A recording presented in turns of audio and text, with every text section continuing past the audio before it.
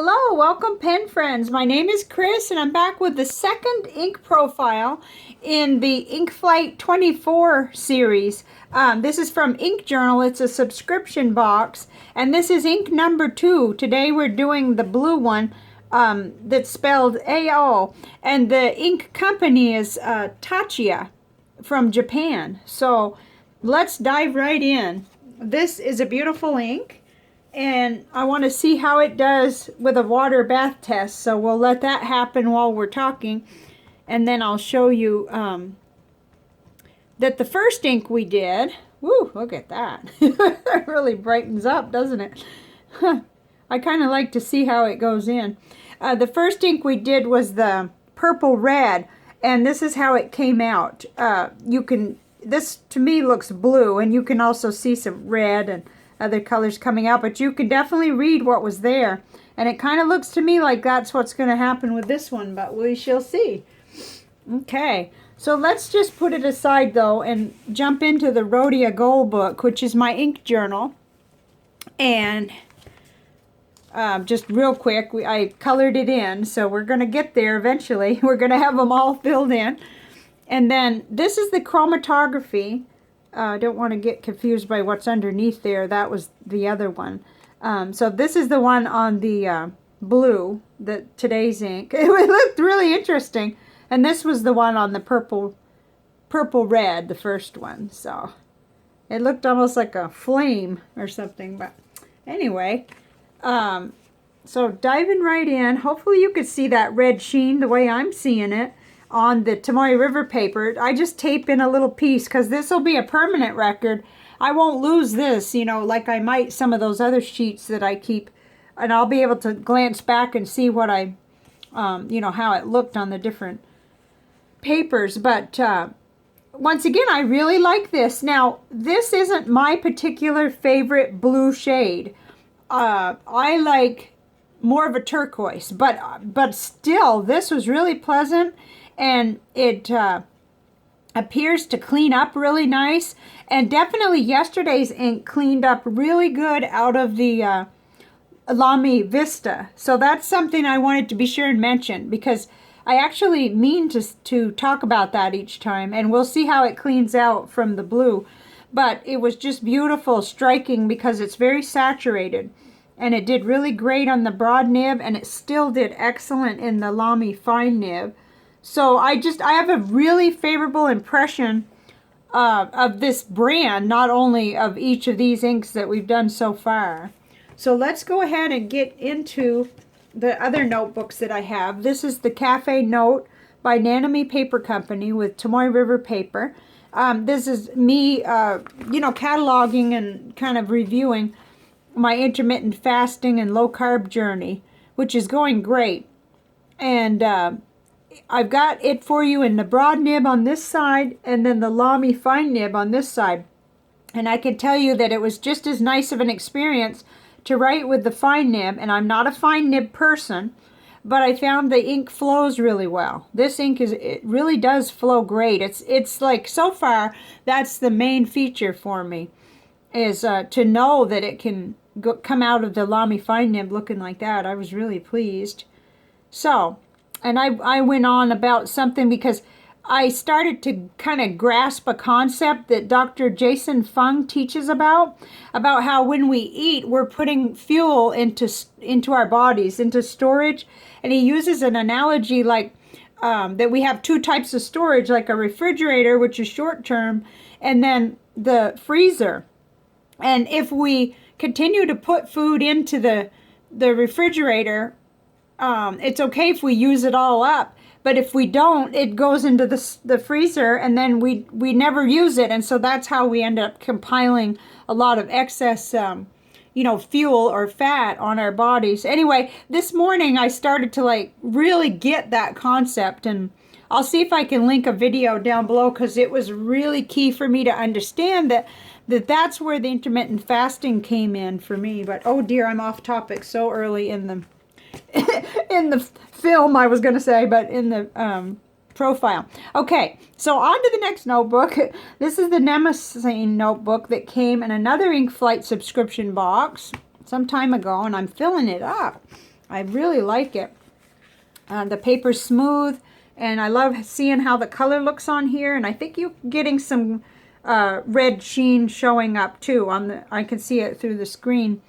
I just like putting the ink on a paintbrush and just seeing what happens, you know, what we get for shading and how it looks on the paper. And then I did put this Taccia blue in on my Moonman mini glass nib, which I really love.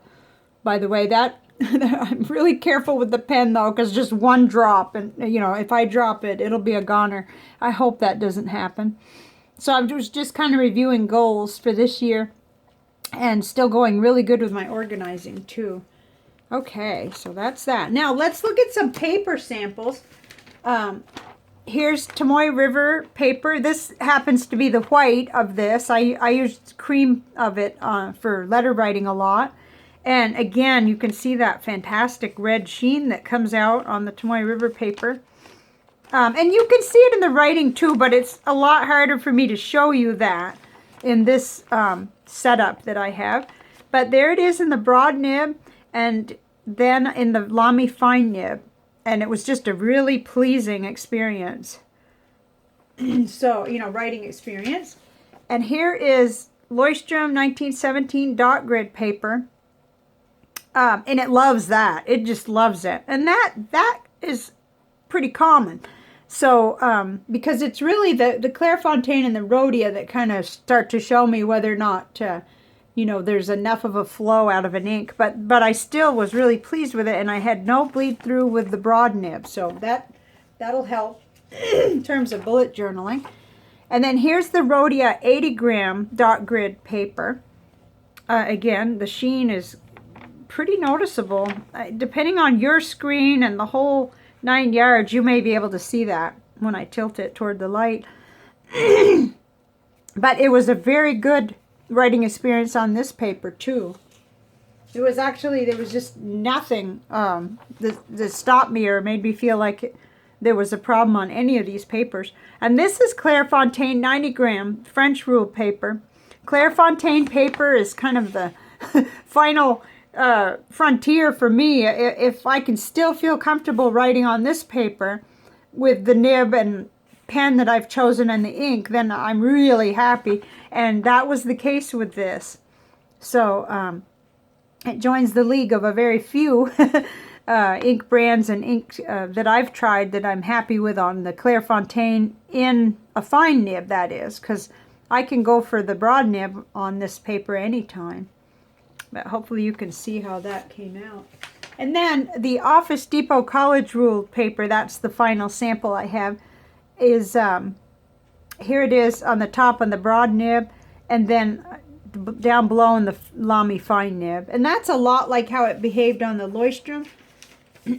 Not to compare the two, because there's quite a bit of difference in price, but I didn't get any bleed through even when I made that error and I had to like scribble through it. So I was really pleased with that too. And you know, I probably am a little bit behind on comments, so I may have gotten feedback about dropping that CVS caliber paper that I haven't seen yet. While I'm uploading this one, I'll go in and answer comments. But here we are. Wow, that really stayed quite a bit there, that blue. So let's look at some comparisons. Now this was quite something to do. At first I thought it was going to be super easy to find the comparisons, and you know, and I thought of several right away, but it didn't actually end up looking a lot like anything I had. However, when I got all said and done, I felt like this ink, and it's in the middle, this is today's ink, the Taccia blue, I really felt like it was the closest to a Diamine Skull and Roses, when you took into consideration that red sheen that you get and the whole kind of actual color that I'm seeing. But that's that really surprised me, and really Skull and Roses is so dark, so it is like dialing it up to the darkness level quite a bit more in the Diamine Skull and Roses. But you know, there were several that fell in there similar, like the Blue Velvet, but You know, lots of red sheen shows up on that, but nothing like what shows up on these two. The Today's Ink and the Skull and Roses really have a lot of red sheen. So if you like red sheen, gee, oh yeah, I was going to say, did I show him this notebook? But yes, I did. Okay, because that had a little bit of red sheen. I probably just didn't point it out. And that's what's bugging me, I guess. I guess I just didn't like make a point out of it. But you could see it even in this notebook. So I lose my train of thought real easy. Okay, but I did put on, in the bottom right-hand corner, I did put on Noodler's Bay State Blue, even though it's quite a ways from the Today's Ink, because Bay State Blue is just so bright. But that's good because we need to see it. We are all familiar with Bay State Blue, those who've been in the hobby any time at all. And so that helps. And then I got surprised by these two. I really thought Franklin Christoph Blue was going to look more similar.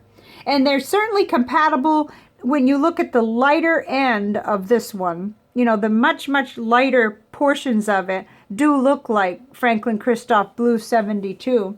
But then, I don't know what I was thinking with Monteverde Sapphire. Because certainly when you get that blue and red combined, you do kind of get purple. So maybe that's what I was thinking, but it just looks hideous here, you know, down at the bottom. It's like, oh, she put a purple ink in with all the other blues. But I guess the reasoning was I was pretty sure we were going to see some similarities because of, you know, in the middle there, it does begin to kind of look purple. And that makes sense if you go back to the basic mixing of colors, you know, from art class, you know. So, and then American Eel, I really thought was more similar than it was, but it's okay. We're just trying to get an idea of where this falls and see if there's something we are familiar with that looks similar. So hopefully that'll help you a little bit. And now let's see what it did in the visual journal, the Nick Stewart technique that I like to try each time. And this was the first one I did. I felt like it was a little bit boring almost compared to some of the other inks. There's just so much blue. I didn't see that we were getting too much else, but that's just being spoiled from some of those colors that are so complex. And this is pretty straightforward. But still, it was fun. It moved real quickly and it did all kinds of stuff without hardly having to encourage it. So that was the first one. I guess that hadn't really dried when I wrote down here, and so I got a mess there.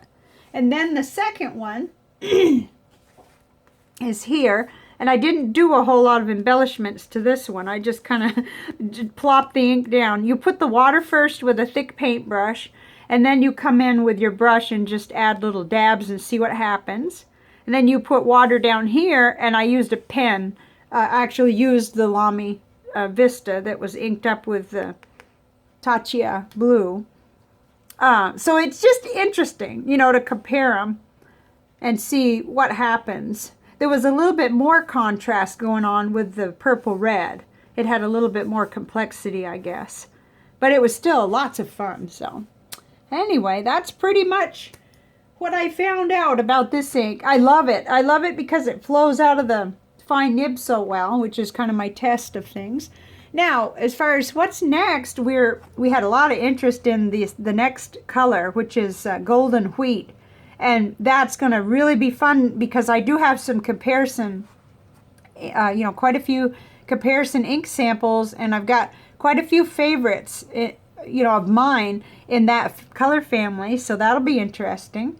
So that's next. And also, maybe even before that one gets done, I'm just about ready to go ahead and film the little review on this pen. It's a little pocket pen I got for my birthday in December, and so I just wanted to do a little kind of a review. It's more like a first impressions. I'm going to try to come up with some kind of wording that makes it clear. I've only written with it for 3 weeks, so it's not exactly a, you know, a full long-term review.